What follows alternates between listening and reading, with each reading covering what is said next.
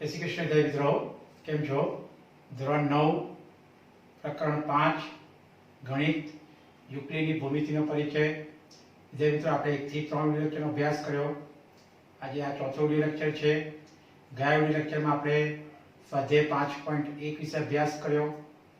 ત્યારબાદ એ પહેલાં આપણે યુક્લિડની જે પૂર્વધારણાઓ, કેટલીક એની વ્યાખ્યાઓનો અભ્યાસ કર્યો. સ્વયંસિદ્ધ સત્યોનો આપણે અભ્યાસ કર્યો. વિદ્યાર્થી મિત્રો, આપણે યુક્લિડની 5 પૂર્વધારણાનો અભ્યાસ કર્યો.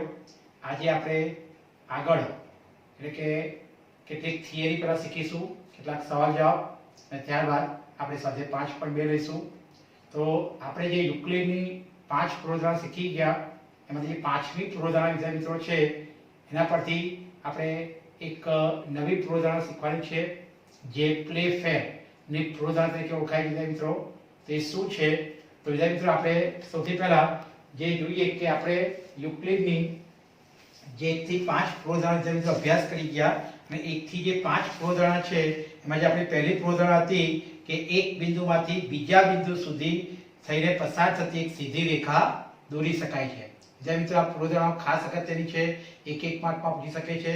કે પૂર્વધારણા પહેલી છે કે એક બિંદુમાંથી બીજા બિંદુ સુધી થઈને પસાર થતી એક સીધી રેખા દોરી શકાય છે. એના પરથી પૂર્વધારણા 5.1 આવે છે કે આપેલ બે ભિન્ન બિંદુઓ, ખાસ ધ્યાન આપવાનું છે મિત્રો, આપેલ બે ભિન્ન બિંદુઓમાંથી પસાર થતી અનન્ય રેખાઓ છે. અનન્ય એટલે એકને માત્ર એક રેખા હોય છે, એટલે હંમેશા બે ભિન્ન બિંદુઓમાંથી અનન્ય રેખા પસાર થાય. એટલે કે આપેલ બે ભિન્ન બિંદુઓમાંથી પસાર થતી અનન્ય રેખા હોય છે, જે આપણી પૂર્વધારણા 1 પરથી, એટલે કે પૂર્વધારણા જે 5 પૂર્વધારણા છે એમાં પહેલી પૂર્વધારણા પરથી પૂર્વધારણા 5.1 આવે છે. ત્યાર પછી વિદ્યાર્થી આપણે બીજી પૂર્વધારણા જે આપણે શીખી ગયા કે બીજી પૂર્વધારણા હતી કે શાંત રેખાને અનંત સુધી શું છે, લંબાવી શકાય છે. ત્યાર પછી ત્રીજી પૂર્વધારણા હતી કે કોઈ પણ બિંદુને કેન્દ્ર લઈ તથા કોઈ પણ લંબાઈની ત્રિજ્યા લઈને વર્તુળ રચી શકાય છે. ચોથી પૂર્વધારણા કે બધા જ કાટખૂણા એકબીજા સાથે સરખા થાય. અને ત્યાર પછી 5મી પૂર્વધારણા ખૂબ જ અગત્યની છે. એના પરથી વિદ્યાર્થી મિત્રો આપણે કેટલાક એવા 5મી પૂર્વધારણાને આધારિત કેટલાક સમકક્ષ વિધાનો શીખવાના છે, જેને પ્લેફેરની પૂર્વધારણા કહેવાય છે. વિદ્યાર્થી મિત્રો, આ 5મી પૂર્વધારણા શું છે? તો જો બે રેખાઓને કોઈ ત્રીજી રેખા છેદે, આપણે સમજાવ્યું છે વિડિયો લેક્ચરમાં કે જો કોઈ રેખાઓને કોઈ ત્રીજી રેખા છેદે અને આ રેખાની એક જ બાજુ તરફના બે અંતઃકોણનો સરવાળો એ બે કાટખૂણા કરતાં જો ઓછો હોય તો પ્રથમ બે રેખાઓને આ ખૂણાઓ સુધી અનંત સુધી લંબાવતા તે એકબીજાને શું છે, છેદે છે. આ આપણી પૂર્વધારણા 5 છે. ફરી એકવાર કે જો બે રેખાઓને કોઈ ત્રીજી રેખા છેદે અને આ રેખાની એક જ બાજુ તરફના બે અંતઃકોણનો સરવાળો એ બે કાટખૂણા કરતાં ઓછો હોય તો પ્રથમ બે રેખાઓને આ ખૂણા તરફ અનંત સુધી લંબાવતા તે એકબીજાને શું છે, છેદે છે. તો મિત્રો, આ આપણી 5મી પૂર્વધારણા હતી. અને ત્યાર પછી એ યુક્લિડની જે 5મી પૂર્વધારણાને સમકક્ષ કેટલા વિધાનો છે? તો જે બે વિધાનો છે, અને જે બે વિધાનોને પ્લેફેરની પૂર્વધારણા કહેવાય છે. તો જોઈએ કે ગણિતના ઇતિહાસમાં આ યુક્લિડની 5મી પૂર્વધારણા ખૂબ નોંધપાત્ર છે. આપણે 5મી પૂર્વધારણા કીધી તો ગણિતના ઇતિહાસમાં યુક્લિડની 5મી પૂર્વધારણા ખૂબ નોંધપાત્ર છે. અને કહી શકાય કે આ પૂર્વધારણા પરિણામ સ્વરૂપે જો બે રેખાઓને છેદતી રેખાની એક તરફના બંને અંતઃકોણનો સરવાળો 180 અંશ થાય તો બંને રેખાઓ ક્યારે છેદી ન શકે. ક્યારે વિદ્યાર્થી મિત્રો? ફરી એકવાર કે આ પૂર્વધારણા પરિણામ સ્વરૂપે જો બે રેખાઓને છેદતી રેખાના એક તરફના બંને અંતઃકોણનો સરવાળો જો 180 અંશ થાય.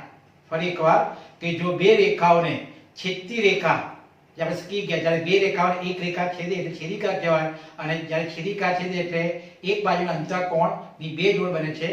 તો જ્યારે બે રેખાઓને છેદતી રેખાની એક તરફના જે બંને અંતઃકોણ બને એ બંને અંતઃકોણનો સરવાળો જો 180 અંશ થાય તો બંને રેખાઓ ક્યારેય છેદી ન શકે.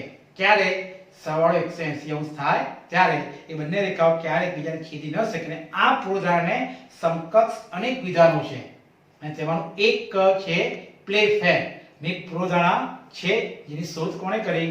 તો સ્કોટલેન્ડના એક ગણિતશાસ્ત્રી હતા, જ્હોન પ્લેફેર. ફરી એકવાર પૂછાય છે કે સ્કોટલેન્ડ દેશના ગણિતશાસ્ત્રી જ્હોન પ્લેફેર એ 1729માં આ વ્યાખ્યા આપી હતી, અને માટે એ કહી શકાય અને પ્લેફેરની પૂર્વધારણા કહેવાય છે. વિદ્યાર્થી મિત્રો, આ રીતે કહી શકાય કે જો બે રેખાઓને છેદતી રેખાની એક તરફના જ્યારે બે રેખાઓની છેદિકા છેદે તો જ્યારે બે રેખાઓની છેદતી રેખાની એક તરફના જે બંને અંતઃકોણ બને એ બંને અંતઃકોણનો સરવાળો જો 180 અંશ થાય તો બંને રેખાઓ ક્યારેય છેદી ન શકે. અને આ પ્રોધાને સમકક્ષ અનેક વિધાનો છે અને એ વિધાન જે પ્લેફેરની પ્રોધા તરીકે ઓળખાય છે.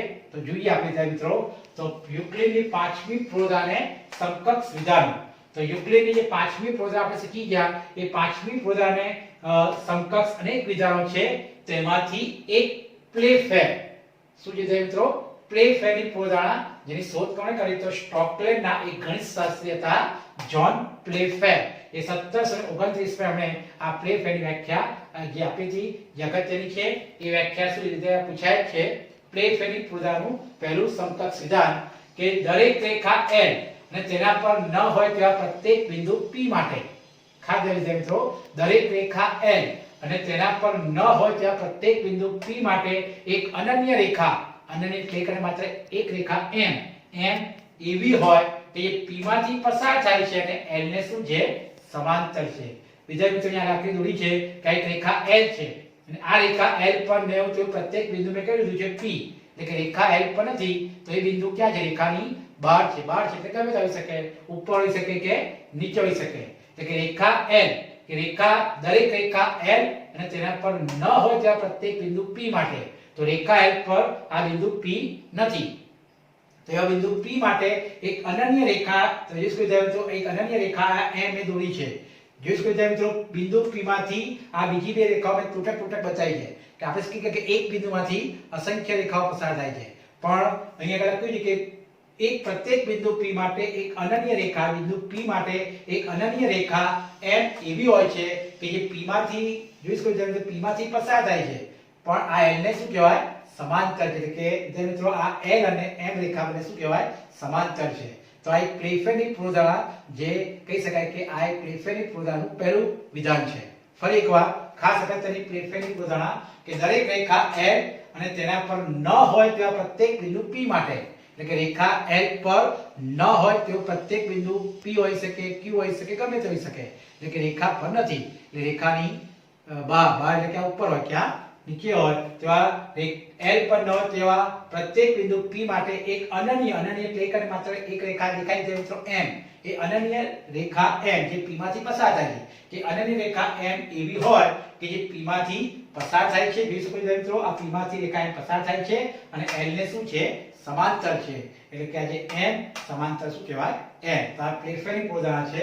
આકૃતિમાં તમે જોઈ શકો કે આકૃતિમાં P માંથી પસાર થતી બધી રેખાઓ, જોઈ શકો મિત્રો, આ P માંથી બધી રેખા એટલે આ તૂટક મેં બે રેખા બતાવી છે અને એક રેખા આપણે M બતાવી છે. એટલે કે બિંદુ P માંથી કોઈ પણ એક બિંદુમાંથી અસંખ્ય રેખાઓ પસાર થાય છે.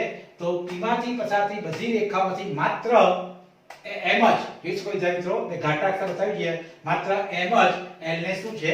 સમાંતર છે. કેમ? કારણ કે આ બે તૂટક રેખા છે એ શું કહી શકાય કે L ને સમાંતર ના કહેવાય. માત્ર જે M રેખા છે એ L ને શું છે? સમાંતર, કારણ કે L ને છેદતી નથી અને જે રેખા છેદતી ન હોય તો એ સમાંતર કહેવાય. એટલે કે માત્ર રેખા M જ આ L ને સમાંતર છે. વિદ્યાર્થી મિત્રો, આ જે છે બીજી રીતે પણ લખી શકાય છે કે આ પરિણામને નીચે પ્રમાણે સ્વરૂપમાં રજૂ કરી શકાય. જે ઉપલું પરિણામ છે એને નીચે પ્રમાણે પણ લખી શકાય છે કે બે છેદતી ભિન્ન રેખાઓ એક જ રેખાને સમાંતર ન હોઈ શકે. જોઈ શકો છો ખાસ છે કે બે છેદતી ભિન્ન રેખાઓ, તમે જોઈ શકો છો મિત્રો કે આ તૂટક છે એ બે રેખાઓ એકબીજાને P બિંદુમાં છેદે છે. તો જે તૂટક રેખાઓ છે મિત્રો એ L ને સમાંતર ન હોઈ શકે. એટલે કે બે છેદતી ભિન્ન રેખાઓ એક જ રેખાને સમાંતર ન હોઈ શકે. જ્યારે બે રેખાઓ છેદતી હોય તો એ સમાંતર એક જ રેખાને સમાંતર ન હોઈ શકે. એટલે કે ઉપલા જે પરિણામ છે, ઉપલું જે વિધાન છે એ પરિણામને અથવા ઉપલા વિધાનને આ પ્રમાણે પણ લખી શકાય છે કે બે છેદતી ભિન્ન રેખાઓ એક જ રેખાને સમાંતર ન હોઈ શકે. તો ત્યાં મિત્રો આ બે એના વિધાનો છે પ્લેફેરની પ્રોધા ના વિધાન 1 અને વિધાન 2. એમાં જે પહેલું વિધાન છે એ પ્લેફેરની પ્રોધા તરીકે ઓળખાય છે. ખાસ અગત્યનું છે, તમને આ સવાલ જવાબમાં પૂછી શકાય છે. ત્યાર પછી મિત્રો પાઠનો છેલ્લો ટોપિક છે અયુક્લિડ ભૂમિતિ. આપણે આ ચેપ્ટરનો છેલ્લો ટોપિક છે અયુક્લિડ ભૂમિતિ. કોને કહેવાય? તો અનેક ગણિતશાસ્ત્રીઓ અને યુક્લિડને પોતાને વિશ્વાસ હતો કે પાંચમી પ્રોધાના પ્રમેય છે. બીજા મિત્રો આપણે શીખી ગયા પાંચમી પ્રોધાના એ પ્રમેય છે અને સાબિત કરી શકાય. પરંતુ તેની સાબિતી મેળવવાના પ્રયત્નોમાં યુક્લિડની ભૂમિતિ અલગ હોય તેવી ભૂમિતિનો ઉદય થયો અને આ બધી ભૂમિતિને શું કહેવાય? અયુક્લિડીય ભૂમિતિ કહે છે. એટલે એક માર્કની વ્યાખ્યા થઈ કે અયુક્લિડ ભૂમિતિ કોને કહેવાય? તો ફરી એકવાર કે ભાઈ અનેક ગણિતશાસ્ત્રીઓ અને યુક્લિડને પોતાને વિશ્વાસ હતો કે પાંચમી પૂર્ણાંક પ્રમેય છે અને તેને સાબિત કરી શકાય, પરંતુ એ જે સાબિતી આપવામાં કે તેની સાબિતી મેળવવાના પ્રયત્નો છે એ પ્રયત્નોમાં યુક્લિડની ભૂમિતિથી અલગ, એટલે કે યુક્લિડે જે ભૂમિતિનો ઉપયોગ કર્યો, જે ભૂમિતિ બનાવી એ યુક્લિડની ભૂમિતિથી અલગ હોય તેવી ભૂમિતિનો ઉદય થયો, એટલે કે એ ભૂમિતિનો વિકાસ થયો અને આ બધી ભૂમિતિને અયુક્લિડીય ભૂમિતિ કહે છે. તેમાંની એક અગત્યની ભૂમિતિ કઈ છે? તો ગોળીય ભૂમિતિ. ખાસ ધ્યાન દેજો મિત્રો કે જે અલગ હોય તેવી ભૂમિતિનો જે ઉદય થયો એમાંથી અગત્યની ભૂમિતિ કઈ છે? ગોળીય ભૂમિતિ. ખાસ અગત્યનો છે કે ગોળીય ભૂમિતિ તરીકે ઓળખાય છે. ગોળીય ભૂમિતિમાં રેખાઓ સીધી હોતી નથી. ખાસ ધ્યાન દેજો મિત્રો, અહીં મેં આકૃતિ દોરી જોઈ શકો છો, આ ગોલક છે. ગોળીય ભૂમિતિ એટલે શું કહેવાય? ગોળો છે, ગોલક છે. તો એ જે ગોળીય ભૂમિતિમાં રેખાઓ સીધી હોતી નથી, રેખાઓ દીર્ઘવર્તુળના ભાગ હોય છે. આ દીર્ઘવર્તુળના ભાગ શું કહેવાય છે મિત્રો? તો રેખાઓ એ દીર્ઘવર્તુળના ભાગ હોય છે, એટલે કે કૌંસમાં લખ્યું છે કે તે એક ગોલક, જેને જોઈ શકો આ કઈ ગોલક છે, ગોલક એટલે ગોળ. તે ગોલક અને તેના કેન્દ્રમાંથી પસાર થઈને જતા સમતળના છેદથી પ્રાપ્ત વર્તુળ હોય છે. આ જે કેન્દ્ર વિદ્યાર્થી મિત્રો, કોઈ પણ ગોળકનું કેન્દ્ર હોય છે, એ ગોળક અને તેના કેન્દ્રમાંથી પસાર થઈને જતા જે સમતળના જે છેદ છે એ છેદથી પ્રાપ્ત આખું શું વિદ્યાર્થી મિત્રો? આ વર્તુળ છે. આકૃતિમાં વિષુવવૃત્તીય રેખાઓ AN અને BN, વિદ્યાર્થી મિત્રો આ જે AN અને BN જે વિષુવવૃત્તીય રેખાઓ AN અને BN જે એક ગોળાના દીર્ઘવર્તુળના ભાગ છે. આ જે ગોળો છે એ એક ગોળાના એ દીર્ઘવર્તુળના ભાગ છે. એક જ રેખા AB પર લંબ છે. આજે એક જ રેખા AB પર લંબ છે. આપણે ઉપર પણ કીધું કે ગોળીય ભૂમિતિમાં રેખાઓ સીધી હોતી નથી. ખાસ વિદ્યાર્થી મિત્રો કે ગોળીય ભૂમિતિમાં આ ગોળીય ભૂમિતિમાં રેખાઓ એ સીધી હોતી નથી. એટલે તમે જોઈ શકો છો મિત્રો કે એક જ રેખા AB, આ જે રેખા AB છે એની પર આ જે AN અને BN શું છે? અહીંયા એના 90 અંશના ખૂણા બનાવે છે કે લંબ છે. જે આપણે કહી શકાય છે કે વિષુવવૃત્તીય રેખાઓ AN અને BN એક જ રેખા પર લંબ છે, પરંતુ તે એકબીજાને મળે છે. જોઈ શકો છો મિત્રો આ AN અને BN એકબીજાને મળે છે, છતાં રેખા AB ના એક જ તરફના અંતઃકોણનો સરવાળો બે કાટકોણથી ઓછો નથી. એટલે કે જોઈ શકો 90 + 90 180 છે. ત્રિકોણ NAB, જેને ત્રિકોણ NAB, આ ત્રિકોણ જે બને છે NAB ના ખૂણાનો સરવાળો 180 થી વધુ છે. આ ત્રિકોણ કારણ કે આ બેનો સરવાળો 90 180 થઈ ગયો તો ત્રિકોણના ત્રણેય કોણ સરવાળો 180 થી વધુ જ હોય. કેમ? કારણ કે તમે જોઈ શકો છો કે ત્રિકોણ NAB માં ખૂણો A અને ખૂણો B 90 છે. એટલે 90 + 90 180, તો આખો ત્રિકોણ લઈએ વિદ્યાર્થી મિત્રો એનો સરવાળો 180 થી વધુ છે, કારણ કે ખૂણો A + ખૂણો B 180 છે. કેમ? કારણ કે ખૂણો A પણ 90 છે, ખૂણો B પણ 90 છે, માટે એનો સરવાળો 180 થી વધુ છે. માટે આખો ત્રિકોણ લઈએ, ત્રિકોણ NAB, એ ત્રિકોણ NAB માં ત્રણેય કોણનો સરવાળો 180 થી વધુ છે. આ પ્રકારે યુક્લિડની ભૂમિતિ માત્ર એક જ સમતલમાં બનતી આકૃતિઓ માટે માન્ય છે. આ એક જ સમતલ, આપણે બોર્ડ એક સમતલ લઈએ તે મિત્રો, તો એક જ સમતલમાં બનતી આકૃતિ માટે માન્ય છે. વક્ર સપાટીમાં તે શું છે? નિષ્ફળ જાય છે. એટલે કે વક્ર સપાટી માટે આ જે ગોળીય ભૂમિતિ છે એ નિષ્ફળ જાય છે. તો આ રીતે એક અયુક્લિડ ભૂમિતિનો આ એક ઉદય થયો, વિકાસ થયો. અને એ જે અયુક્લિડ ભૂમિતિ કોને કહેવાય? તો ફરી એકવાર કે અયુક્લિડ ભૂમિતિની વ્યાખ્યા શું હતી? અનેક ગણિતશાસ્ત્રીઓ અને યુક્લિડે પોતાને વિશ્વાસ હતો કે પાંચમી પૂર્ણાંક પ્રમેય છે અને સાબિત કરી શકાય છે, પરંતુ તેની સાબિતી મેળવવાના પ્રયત્નોમાં યુક્લિડની ભૂમિતિથી અલગ હોય તેવી આ ભૂમિતિનો ઉદય થયો. ને એ બધી ભૂમિતિને અયુક્લિડ ભૂમિતિ કહે છે. તેમાં અગત્યની ભૂમિતિ કઈ હતી મિત્રો? આ ગોળીય ભૂમિતિ, એટલે કે જે ગોળીય એટલે કે ગોલક પર આધારિત ભૂમિતિ જે અગત્યની ભૂમિતિ હતી. વિદ્યાર્થીઓ આ રીતે આ ચેપ્ટરની બધી એક થિયરી જે આપણે પતી જાય છે. અને એ જે થિયરી મેં તમને કીધું કે આ જે ચેપ્ટર છે એમાં થિયરિકલ પ્રશ્નો ખાસ પૂછાય છે, વ્યાખ્યાઓ, પૂર્વધારણાઓ, ત્યાર પછી આગળ પણ આપણે બીજી થિયરી શીખી કે એના પછી ખરા ખોટા ખાલી જગ્યા પૂરી શકે. ત્યાં પછી આપણે સ્વાધ્યાય 5.2 જોઈએ. વિદ્યાર્થી મિત્રો હવે આપણે સ્વાધ્યાય 5.2 જોઈએ. સ્વાધ્યાય 5.2 નો દાખલો વિદ્યાર્થી મિત્રો પહેલો છે થિયરિકલ દાખલો છે કે તમે યુક્લિડની પાંચમી પૂર્ણાંકને સરળતાથી સમજી શકાય તેમ કેવી રીતે લખી શકશો? વિદ્યાર્થી મિત્રો આપણે પાંચમી પૂર્વધારણા શીખી ગયા અને આપણે સરળતાથી સમજી શકાય એ રીતે કઈ રીતે લખી શકાય થિયરિકલ પ્રશ્નો છે કે તમે યુક્લિડની પાંચમી પૂર્વધારણાને સરળતાથી સમજી શકાય તેમ કેવી રીતે લખી શકશો. વિદ્યાર્થી મિત્રો જો કોઈ બે રેખાઓ m અને n, વિદ્યાર્થી તમે કોઈ પણ બે રેખાઓ mn ધારી શકો છો અથવા m1 n1 ધારી શકો છો અથવા તો તમે કોઈ પણ આ રીતે બે રેખાઓ ધારી શકો છો. તમારે જે ધારવી હોય એ બે રેખાઓ ધારી શકો છો. મેં આગળ m અને n ધારી છે કે જો કોઈ બે રેખાઓ m અને n ને ત્રીજી રેખા l, વિદ્યાર્થી મિત્રો બોર્ડ પર દોરેલી છે કે આ બે રેખાઓ m અને n ને ત્રીજી રેખા આ l જે છેદિકા કહેવાય. શું કહેવાય છે મિત્રો? છેદિકા. તો જો કોઈ બે રેખાઓ m અને n ને ત્રીજી રેખા l બે ભિન્ન બિંદુમાં છેદે, તમે જોઈ શકો છો કે આ જે રેખા l છે એ બે ભિન્ન બિંદુ p અને q માં છેદે છે. આ રેખા n પર બે ભિન્ન બિંદુ કયા છે? a અને b છે. રેખા n પર બે ભિન્ન બિંદુ c અને d છે અને ત્રીજી રેખા l એ આગળ p અને q માં છેદે છે. બે ભિન્ન બિંદુ p અને q માં છેદે. તો l બે ભિન્ન બિંદુમાં છેદે તો ચાર અંતઃકોણ મળે. જેવી સ્કી કે આપણે અંતઃકોણ, યુગ્મકોણ, અંતઃકોણ અને અનુકોણ. જે મિત્રો આપણે આગળ શીખી રહ્યા છીએ કે જ્યારે બે રેખાઓને એક છેદિકા છેદે તો યુગ્મકોણ, જે મિત્રો યુગ્મકોણ એટલે z બનતો હોય. જોઈ શકો છો કે z બનતો હોય, છતો z અને ઊંધો z, એટલે કે યુગ્મકોણની કેટલી જોડ બને? તો યુગ્મકોણની બે જોડ બને. એટલે છેદિકાના એક બાજુના અંતઃકોણની બે જોડ બને અને કુલ ચાર ખૂણા મળે. છેદિકાની કોઈ અંતઃકોણ જે મિત્રો c બનતો હોય, આડો c અને છતો c. જેમ કે તમે જોઈ શકો છો મિત્રો અહીંયા આગળ એક આ c બને છે. મારી બોર્ડ ઉપર ધ્યાન આપજો કે એક અહીંયા આગળ c બને છે. કયો ખૂણો? કે b p q અને p q d થી એક છતો c બન્યો. એ જ રીતે મિત્રો બીજો અંતઃકોણ બનશે ઊંધો c.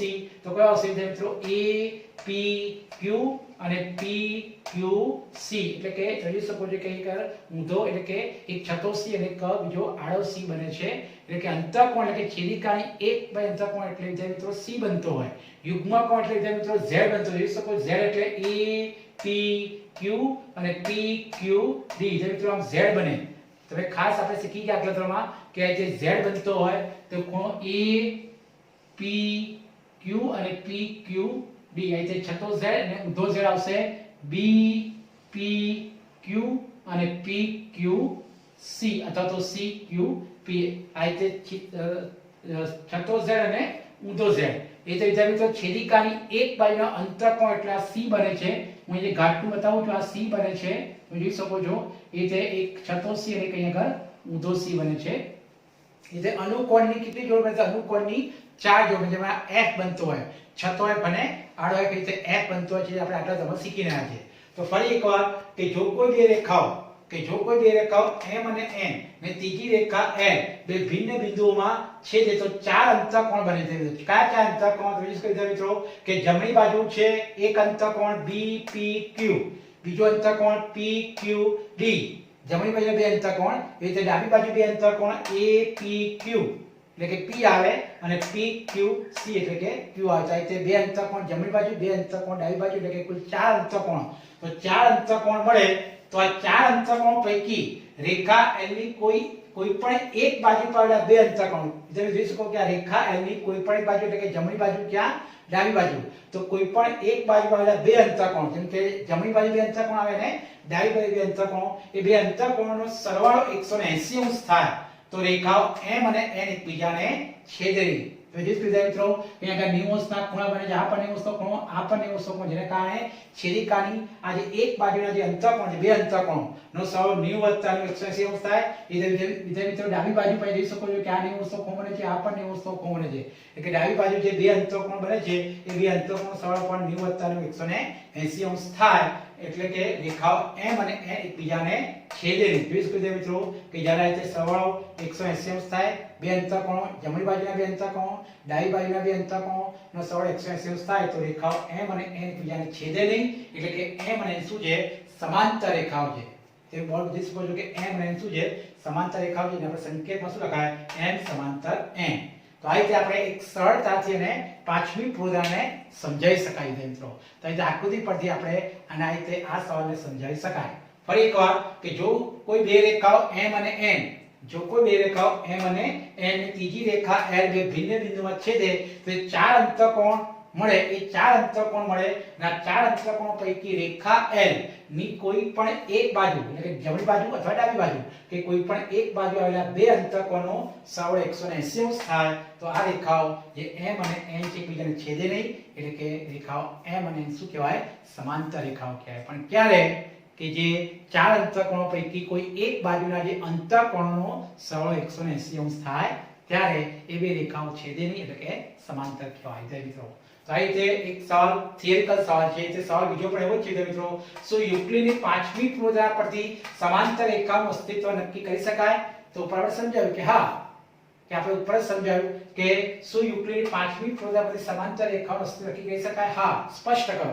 તો આપણે ઉપર સમજાવ્યું પ્રમાણે સ્પષ્ટ કરીશું કે હા કે યુક્લિડની પાંચમી પૂર્વધારણા પરથી સમાંતર રેખાઓનું અસ્તિત્વ નક્કી કરી શકાય કઈ રીતે તો જો કોઈ રેખા આકૃતિમાં કે જો કોઈ રેખા L બે રેખાઓ M અને N ને એવી રીતે છેદે જોઈ શકો છો મિત્રો કે રેખા L આ M અને N ને એવી રીતે છેદે એટલે રેખા L ની એક તરફના અંતઃકોણનો સરવાળો રેખા L ની એક તરફ એટલે કે જમણી બાજુ અથવા તો ડાબી બાજુ તો એક તરફના અંતઃકોણનો સરવાળો બે કાટખૂણા જેટલો બે કાટખૂણા એટલે જોઈ શકો આ 90 અને 90 તો બે કાટખૂણા જેટલો એટલે 180 અંશ થાય તો રેખાઓ M અને N રેખા L ની તે બાજુએ છેદશે નહીં इस को મિત્રો આ રેખા M અને N એ રેખા જે L ની તે બાજુ એટલે કે જમણી બાજુ કે ડાબી બાજુ તો તે બાજુને છેદશે નહીં આમ હોય તો રેખા L ની બીજી તરફ કે રેખા L ની બીજી તરફના અંતઃકોણનો સરવાળો પણ બે કાટખૂણા જેટલો જ થાય કારણ કે જો એક બાજુના બે અંતઃકોણનો સરવાળો કાટખૂણા જેટલો થાય તો બીજી બાજુ પણ શું જોઈશ કોઈ મિત્રો તો બીજી બાજુ પણ જે બે અંતઃકોણનો સરવાળો પણ બે કાટખૂણા જેટલો જ થાય એટલે કે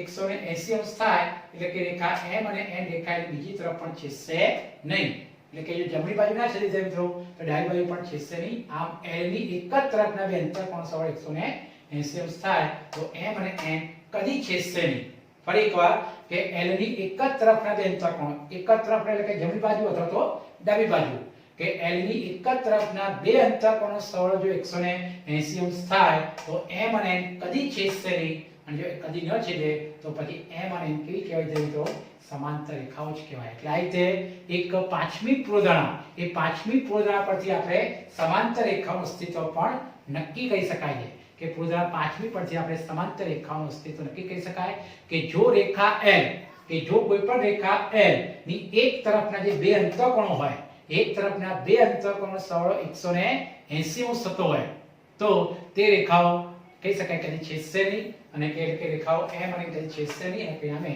M અને શું કહેવાય સમાંતર રેખાઓ કહેવાય છે મિત્રો આ રીતે થિયરિકલ પ્રશ્નો છે તો આપણી સ્વાધ્યાય 5.2 પૂર્ણ થાય છે મિત્રો આ ચેપ્ટર પર આપણું પૂર્ણ થાય છે મેં કીધું પણ કે આ જે ચેપ્ટર જે થિયરિકલ પ્રશ્નો આ રીતે પૂછાશે એક માર્કના ખાલી જગ્યા ખરા ખોટા MCQ મિત્રો અને જે સાબિતીના દાખલા જે 5.1 માં આપણે કરાયા એ સાબિતીના દાખલાઓ પણ જેમાં સ્વયંસિદ્ધ સત્યનો ઉપયોગ કરીને આપણે એ દાખલા સાબિત કરવાના છે જે મિત્રો એવા પ્રેક્ટિસ ઉપર તમને આપેલા છે સ્વાધ્યાય પોથીમાં આપેલા છે પ્રેક્ટિસ કરો સ્વાધ્યાય પોથીના પણ એક માર્કના ખાલી જગ્યા ખરા ખોટા એ સમજીને તૈયાર કરો થિયરી ચોપડીની થિયરી ખાસ વાંચો ચોપડીનું જે પાંચમું ચેપ્ટર છે એને ખાસ તૈયાર કરો ખાસ એને રીડિંગ કરો વાંચો જેમાંથી તમને એક માર્કના ખાલી જગ્યા ખરા ખોટા એક માર્કના પ્રશ્નો મળશે એવા થિયરિકલ પ્રશ્નો પણ આપણે ચલાયા બીજા મિત્રો એ કેટલાક એવા એક માર્કના મેં ટૂંકા સ્વર સમજાયા છે કે સમતલ ને ખાલી જગ્યા પરિમાણ હોય તો સમતલ ને કેટલા પરિમાણો છે મિત્રો બે આપણે શીખી ગયા સમતલ એટલે સપાટી પૃષ્ઠ એટલે કોઈ પણ સમતલ શું હોય છે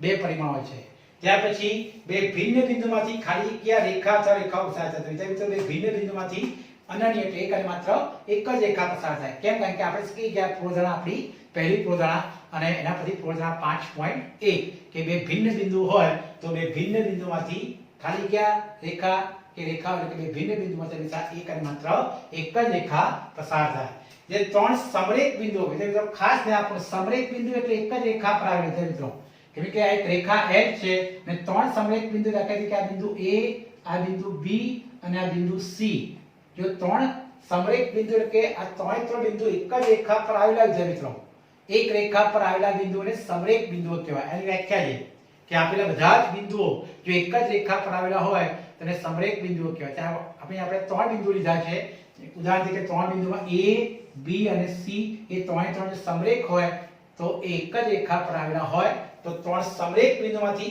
એક જ રેખા પસાર થાય છે. તમે જોઈ શકો છો કે ત્રણ સમરેખ બિંદુમાંથી એક રેખા આપણે EB કહી શકાય છે. C બંધ કરો તો રેખા EB કહેવાય. એ રીતે રેખા BC, એ રીતે રેખા AC. એટલે કે ત્રણ સમરેખ બિંદુઓમાંથી એક અને માત્ર એક જ રેખા પસાર થાય. કેમ? કારણ કે ત્રણ સમરેખ બિંદુ એક જ રેખા પર આવેલા હોય અને પરિણામે ત્રણ સમરેખ બિંદુમાંથી વિદ્યાર્થી મિત્રો એક અને માત્ર એક જ રેખા પસાર થાય. ત્યાં વિદ્યાર્થી મિત્રો ત્રણ અસમરેખ બિંદુ હોય. હવે અસમરેખ બિંદુ એટલે કે જે બિંદુઓ એક રેખા પર આવેલા ન હોય. આપેલા ત્રણ બિંદુઓ અસમરેખ ક્યારે કહી શકાય? તો આપેલા ત્રણ બિંદુઓ જે એક રેખા પર આવેલા ન હોય તો એને અસમરેખ બિંદુઓ કહેવાય છે મિત્રો. તો એવા અસમરેખ બિંદુઓ ત્રણ અસમરેખ બિંદુ હોય તો ત્રણ અસમરેખ બિંદુમાંથી કેટલી રેખા પસાર થાય? તો વિદ્યાર્થીઓ જોઈ શકો છો આગળ કે આ એક રેખા મેં દોરી. કોઈ પણ રેખા પર ઓછામાં ઓછા વિદ્યાર્થીઓ કેટલા બે ભિન્ન બિંદુ હોય? તો કોઈ પણ રેખામાં ઓછામાં ઓછા બે ભિન્ન બિંદુ હોય. તો એક રેખા જોઈ શકો મિત્રો, આ એક રેખા EB રેખા BC છે. પછી એક રેખા જોઈ શકો છો મિત્રો, આ એક રેખા EB છે. આ રીતે મેં દોરી. વિદ્યાર્થી મિત્રો તમે જોઈ શકો એક રેખા AC છે. તો વિદ્યાર્થી મિત્રો અહીં ત્રણ બિંદુની વાત કરું તો બિંદુઓ A, B અને C એ અસમરેખ બિંદુઓ કહેવાય. કેમ અસમરેખ બિંદુઓ કહેવાય? કારણ કે બિંદુ A, બિંદુ B અને બિંદુ C એક રેખા પર આવેલા નથી. અને બિંદુ ABC એક રેખા પર આવેલા ન હોય તો આ ત્રણ બિંદુઓને શું કહેવાય? અસમરેખ બિંદુઓ કહેવાય. તો વિદ્યાર્થી મિત્રો ત્રણ અસમરેખ બિંદુમાંથી ત્રણ રેખા પસાર થાય છે. કઈ ત્રણ રેખા? તો એ શું કહું છું કે એક AB રેખા, એક આ BC રેખા અને એક આ AC રેખા. કારણ કે કોઈ પણ રેખામાં ઓછામાં ઓછા બે ભિન્ન બિંદુઓ હોય જ. જેને કારણે ત્રણ અસમરેખ બિંદુ હોય તો ત્રણ અસમરેખ બિંદુમાંથી ત્રણ રેખા પસાર થાય. જ્યારે ત્રણ સમરેખ બિંદુમાંથી કેટલી રેખા પસાર થાય? તો ત્રણ સમરેખ બિંદુમાંથી એક અને માત્ર એક જ રેખા પસાર થાય. ખાસ રીતે મિત્રો ધ્યાન આપજો, અહીં ત્રણ અસમરેખ બિંદુમાંથી કેટલી રેખા? તો ત્રણ રેખા અથવા રેખાઓ પસાર થાય. એની આકૃતિ આપણે આ રીતે દોરી શકાય કે ત્રણ અસમરેખ બિંદુ A, B અને C બિંદુની વાત કરું તો મિત્રો તો ABC બિંદુ એક રેખા પર આવેલા નથી અને એક રેખા પર આવેલા નથી માટે એને અસમરેખ બિંદુઓ કહેવાય. અને માટે એવા ત્રણ અસમરેખ બિંદુમાંથી ત્રણ રેખાઓ પસાર થાય છે. AB રેખા, BC રેખા અને AC રેખા. બિંદુને કેવું છે મિત્રો? બિંદુને ખાલી જગ્યા પરિમાણ, તો બિંદુને એક પણ નહીં, એક પણ એટલે શું કહેવાય? શૂન્ય પરિમાણ હોય. તો મિત્રો આવી ખાલી જગ્યા, ખરા ખોટા, MCQ એવા એક એક માર્કના જે શબ્દ એક શબ્દમાં જવાબ આપો છે મિત્રો. આવા તમને થિયરિકલ પ્રશ્નો જે આપણે આગળ થિયરી સમજાવી છે મિત્રો, એ થિયરી પછી તમને થિયરિકલ પ્રશ્નો પૂછી શકાય છે મિત્રો. તો આ ચોપડીમાં પણ તમને આગળ મેં થિયરી સમજાવી છે. તમને એ થિયરી પરથી તમને આવા એક એક માર્કના સવાલ જવાબ, એક એક માર્કની ખાલી જગ્યા, પ્રશ્નો, MCQ જે મિત્રો પૂછી શકે છે. ખાસ ધ્યાન આપવાનું, સ્વાધ્યાય પોથી અને પ્રેક્ટિસ બુકના દાખલાઓ ખાસ ધ્યાનથી કરો અને મારા વિડિયો લેક્ચરને લાઈક અને સબસ્ક્રાઇબ ખાસ કરી દે મિત્રો, જે કરીને જ્યારે પણ તમને હું વિડિયો મૂકું એટલે તમને એનો ખ્યાલ આવે. અને જે વિદ્યાર્થી મિત્રોને કોઈ પણ ક્વેરી હોય અથવા તો કોઈ પણ સમજ ન પડતી હોય તો ખાસ મને WhatsApp કરે અથવા તો ખાલી મને ફોન કરે, મિસ કોલ કરે તો પણ તમને સામેથી એનો આન્સર આપીશ. ખાસ વિદ્યાર્થી મિત્રો ધ્યાનથી સમજીને આ થિયરિકલ આખું આ પ્રકરણ હતું આપણું, ને ધ્યાનથી ચોપડી એકવાર વાંચો, પ્રેક્ટિસ બુકની આગળની થિયરી પણ વાંચો અને એ પ્રમાણે દાખલાની પ્રેક્ટિસ કરો અને મારા વિડિયો લેક્ચરને લાઈક અને સબસ્ક્રાઇબ ખાસ કરો. જય શ્રી કૃષ્ણ.